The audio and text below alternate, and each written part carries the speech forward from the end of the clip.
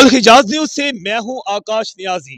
गुजरात में जगह जगह पर ऐसे ऐसे मौत के कुएं बने हुए हैं कि जिनमें बच्चे गिरकर अपनी जिंदगी की बाजी हार रहे हैं। हम इस वक्त एक ऐसे ही मुकाम पर मौजूद हैं जहां पर 2 रोज कबल ही एक मासूम बच्चा गिरकर अपनी जिंदगी की बाजी हार गया और इससे पहले भी कई बच्चे यहां गिर पर शदीद जख्मी हो चुके हैं। ये इलाका है गुजरात का बोले पुल के करीब जो है। यहाँ पर आप देख सकते हैं, हमारे कैमरा आपको दिखाएंगे कि ये एक मौत का कुआं यहाँ पर मौजूद है और यहाँ पर एक शहरी भी मौजूद है जिन्होंने इस बात की निशानदेही की कि 2 रोज कबल ही यहाँ पर एक बच्चा गिर गया था और इन्होंने जब हकाम बाला से शिकायत की तो क्या किसी ने उसकी दाद रसी की या इसको बंद करने के लिए कोई इकदाम उठाया गया या नहीं, इसकी सारी कहानी जानते हैं इन्हीं की जुबानी। जी सर, की ना थोड़ा? जनाब मेरा नाम सजाद है। इस की महल्ले च मैं रैशी हाँ। ठीक है, इत्थे किहड़ा दो इलाका है?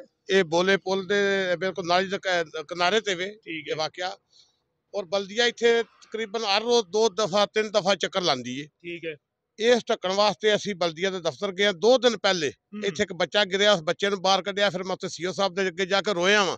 सीओ साहब दे कोल एक कटाना बैठा, कोई ठेकेदार आंदा जी 22,000 दा ढक्कन आएदा।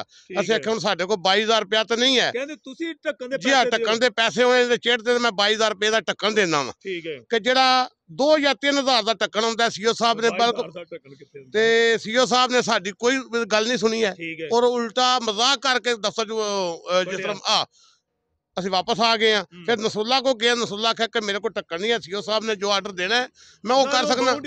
मैं मुलाजम उन्होंने थले सीओ साहब मैनू आखन ते तां है। ये हालत वेख लो तुसी, जो कुछ इत्थे हालत बनी है कह जे एक ओ जे उस तो अगे अच्छा, काफी ज्यादा नहीं आते जी तीन ढक्कन जी। 3 ढक्कन ने जी हाँ। बच्चे डिगदे रहंदे ने। बच्चे डिगदे ने, बच्चे कूड़ा चुनदे, कूड़े विच ना जेड़े ने चंगड़ां दे बच्चे लोहा शोहा चुनदे। ओ परसों डिग्गा इत्थे और रस्से पा के सी कढ कुंजे कपड़े भरे सी लेके गए।